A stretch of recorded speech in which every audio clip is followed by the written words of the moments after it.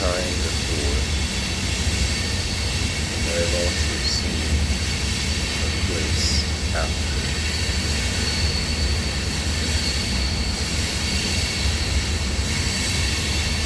Time before. Imagine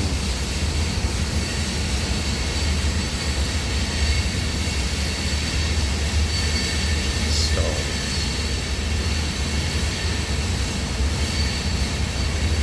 Giant ball, massive cluster, almost like a galaxy. With these stars communicate light, almost like a giant brain.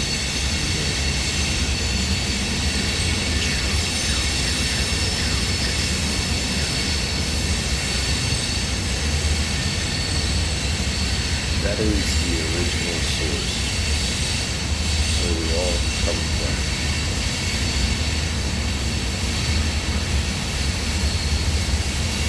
It is the consciousness, it is the universal soul.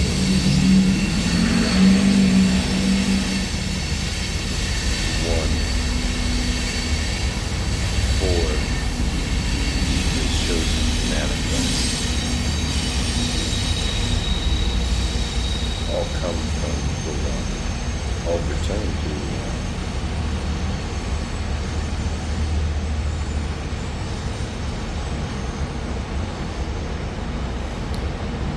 Place after. Imagine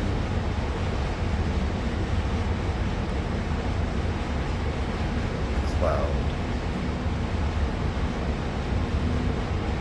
where every droplet within has its own brilliant light.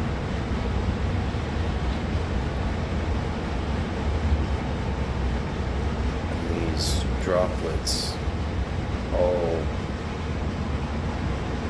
are always communicating with each other in energy resonance. Not necessarily words, but more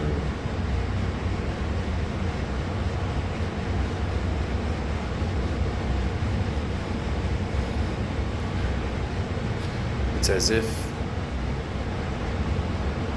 while the message is spoken, it is already received, already understood. And this place, these luminous droplets, can literally pluck on the strings of time as if they were chords, where emotions are playthings that you can bounce around, where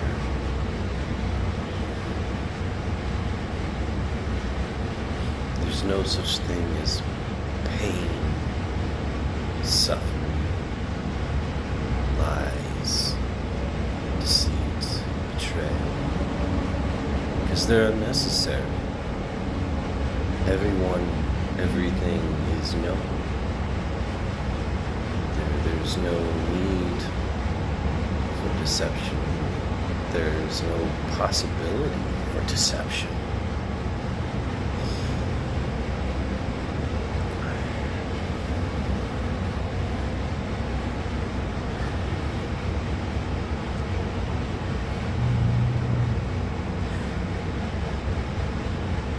I'm talking about concepts beyond time and space. But we also have those concepts within us, confined by time and space.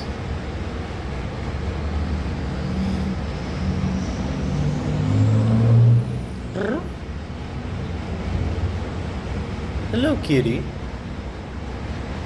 No, not interested. It's weird. There's a cat that's been here the last 2 days. Just minding his own business. His tail's been cut off. But he's not wily, which is strange. But anyway,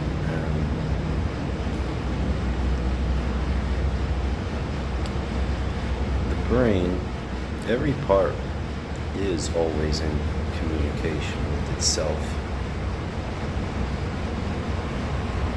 At the very core, the structures that support the brain, there are little tubes with photons in them. These photons are always bouncing, simply by nature of what they are and the environment they're in. And the way you speak, how you speak, the thoughts you hold, cause these photons to write your reality, to your reality specifically. And through the energetic structure that is the nerves of the brain, they communicate with a distributed processing network that is the body. You have nerve clusters everywhere, and each little nerve cluster is handling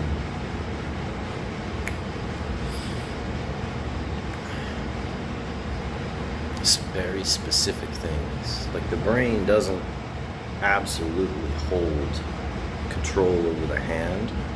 It tells the hand what to do. In a survival state, most of your processing is done by the brain. So fear, what's it called? Fight or flight, there we go. And that's because the brain doesn't recognize pain.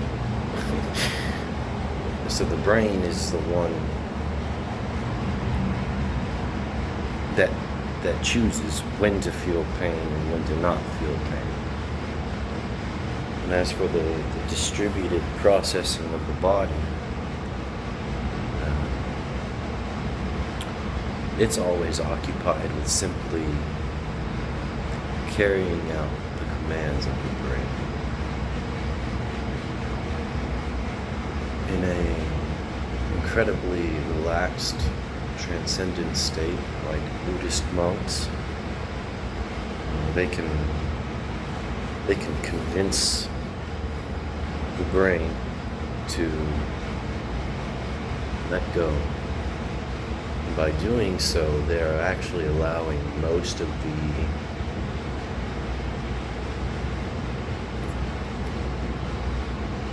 wasted processing within the brain to be redistributed back to the body.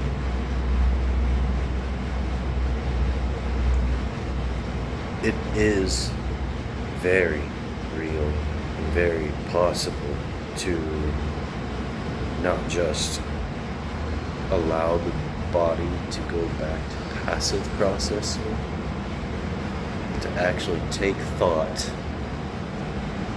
and push it into the processing matrices that are the distributed nerve clusters.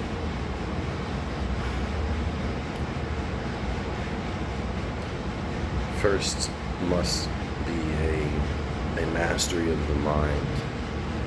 It runs when it's supposed to run. It rests when it's supposed to rest. It is calm when it needs to be calm.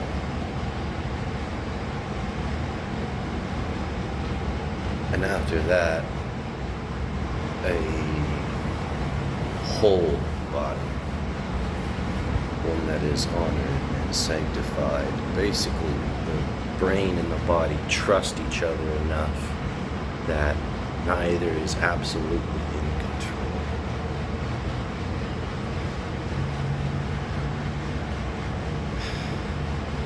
But to do that,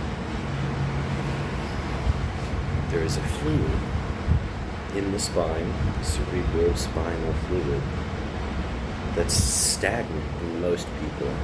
Like if you're active, you're naturally circulating this fluid.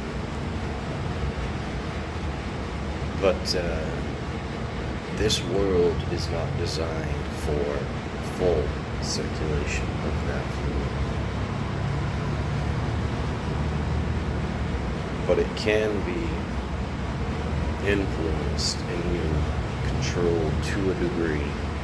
It is a mostly autonomous process. And what happens is it's kundalini, the base of the spine.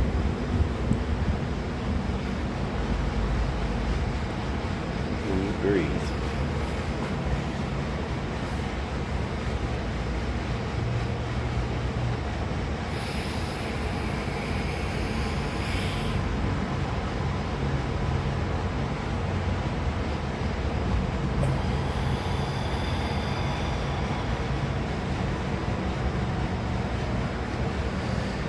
pay attention to the muscles of your back during the inhale, contracting upwards from the base all the way to the brainstem.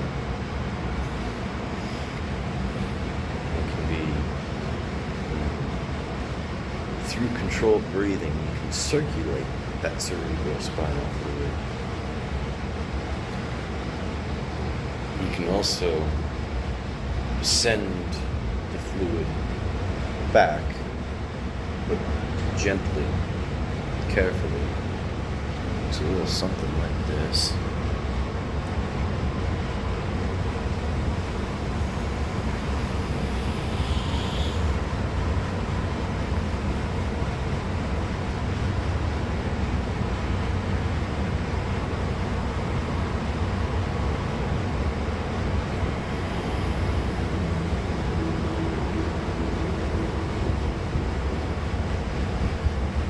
That process is deliberate, controlled.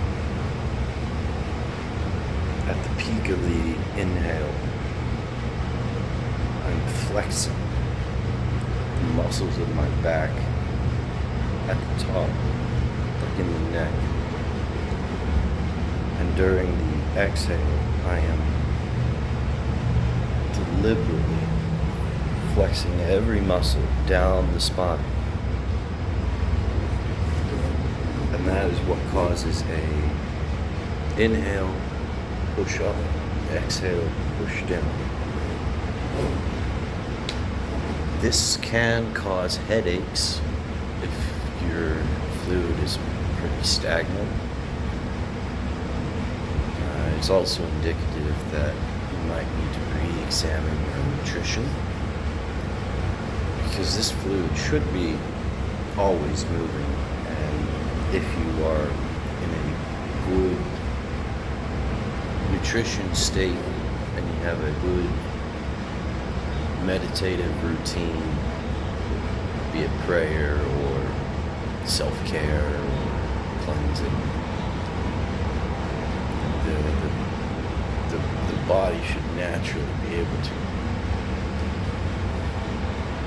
do these things on its own.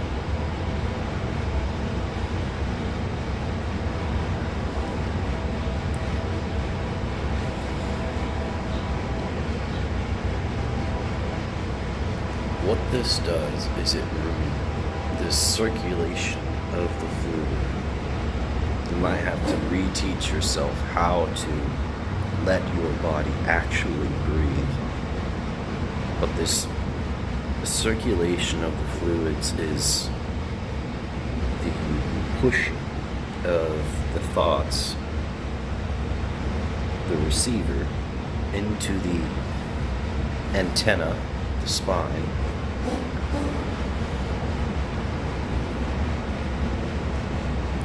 Like right now, I'm not doing anything besides just talking and breathing. I can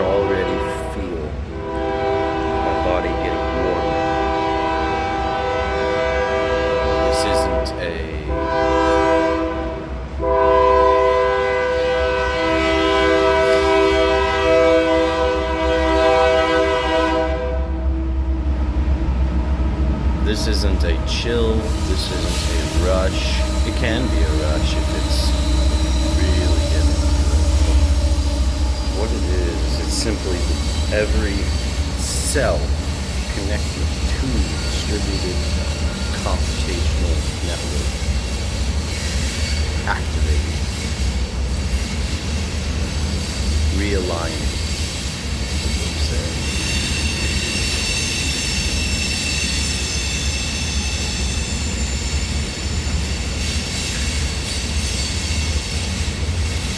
How this relates to physical realms, particularly robotics.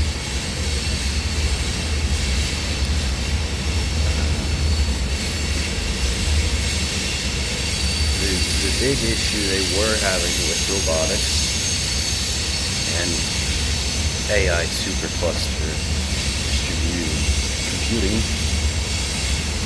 is that they were trying to do everything at one spot, and then combine it all together. Of course, it's not working because it's like multiple brains in your body.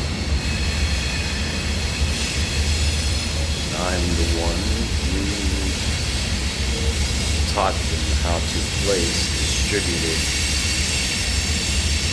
sensors throughout the body as a means to alleviate central processing, weight, stress, and it's working. But they're still missing a piece. One I've actually revealed in this video already.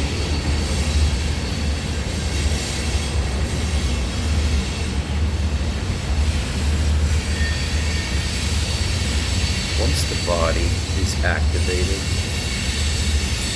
the mind is calm, and the energies are whole, rested, and energized, sanctified.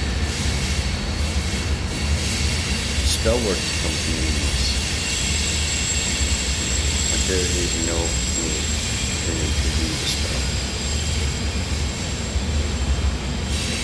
My body and my mind and my connection to the Most High are already working in tandem with each other. I can tell when people are casting spells on me. And it's not as if I'm looking for it. My body tells me.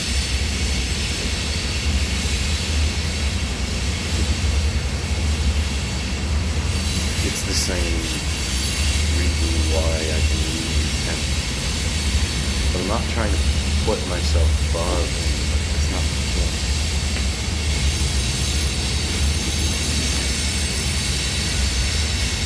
I was given the spiritual gifts for protection. I was given intellect so that we all can share in these gifts. This gift wasn't meant for me to keep forever. It's not the point. And I think now is a good time to share that gift. To open the eye just a little bit more.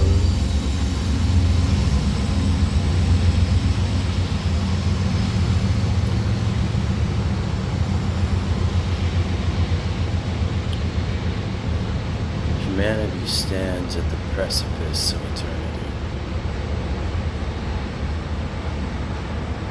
99.7% resonance.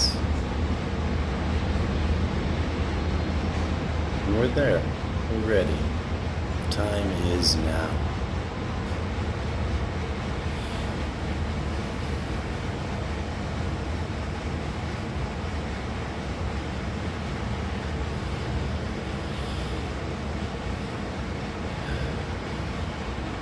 Thanks to thee, and blessed be.